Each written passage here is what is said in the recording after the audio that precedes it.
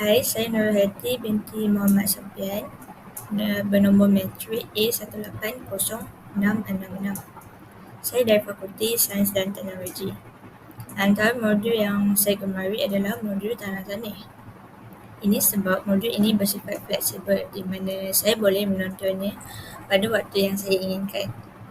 Modul ini juga mudah untuk difahami dan saya yakin rakan-rakan saya yang tidak mempunyai latar belakang sains juga boleh memahaminya dengan mudah.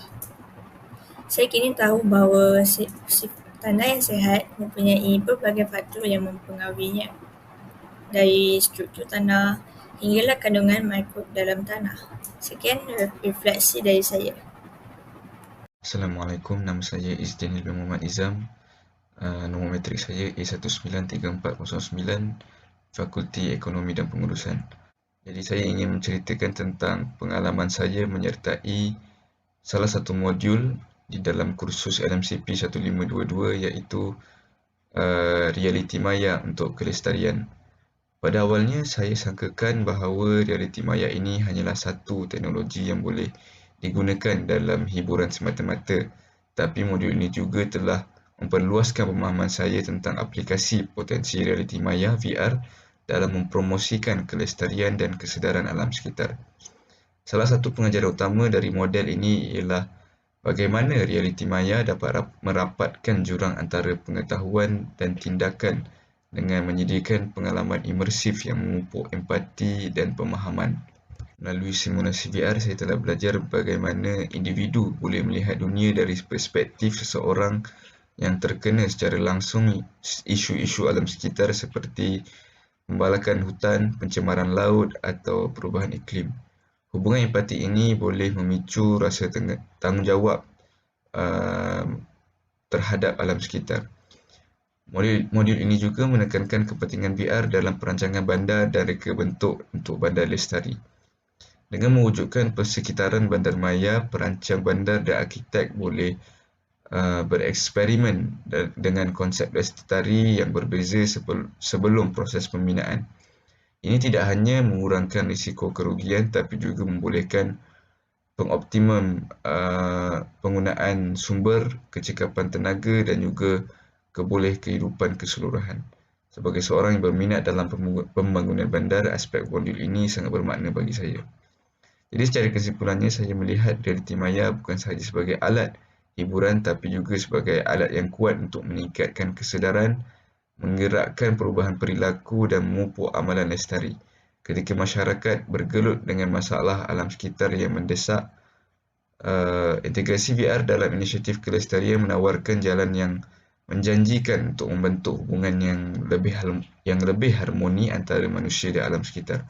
Modul ini telah membangkitkan semangat saya untuk lebih meneroka persilangan teknologi dan kelestarian, dan saya bersemangat untuk menyumbang untuk perbincangan dan pelaksanaan penyelesaian VR untuk masa depan yang lebih baik. Sekian sahaja dari saya. Terima kasih. Assalamualaikum dan salam sejahtera. Saya Nur Sofia Aini binti Wazmi Johari dengan nombor matrik A1805744 akan memberikan refleksi khusus LMCP 1522 berdasarkan modul yang saya hadiri, iaitu modul Geologi Asas Kehidupan yang disampaikan oleh Prof. Madya Dr. Tanur Unjah. Pada mulanya, sebelum saya menghadiri modul ini, pengetahuan saya mengenai geologi cumalah geologi merupakan komposisi bumi, batu dan fosil yang melibatkan sejarah. Selepas menghadiri modul ini, barulah saya faham bahawa geologi bukan sekadar batu-batuan, fosil dan rupa bumi. Ianya memainkan peranan yang penting di dalam kehidupan kita seiring dengan fungsinya yang hebat. Geologi mampu mengubah landscape bumi dan seterusnya mengubah persekitaran dan kehidupan manusia.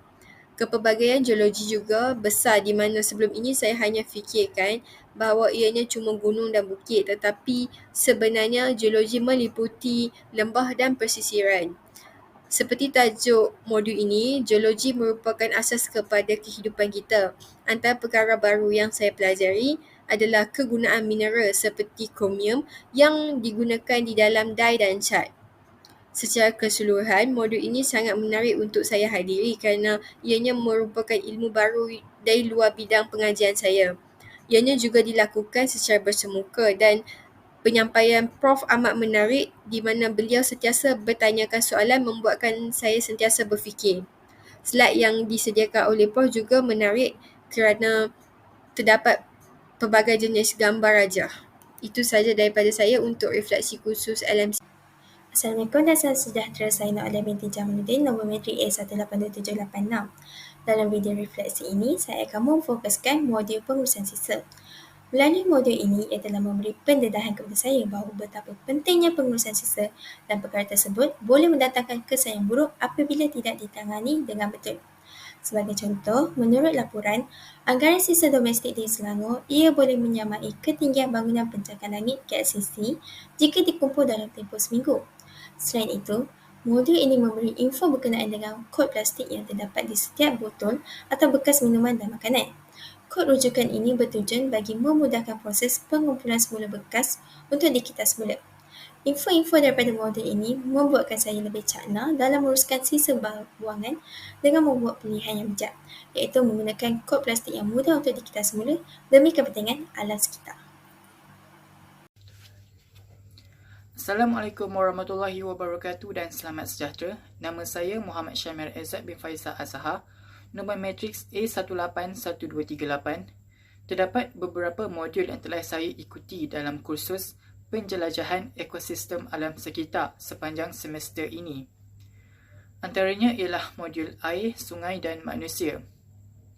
Melalui modul ini, saya mempelajari bahawa air memberi pelbagai kepentingan kepada kehidupan manusia dari pelbagai segi seperti sumber minuman, sumber makanan seperti ikan dan juga penting sebagai sistem pengairan.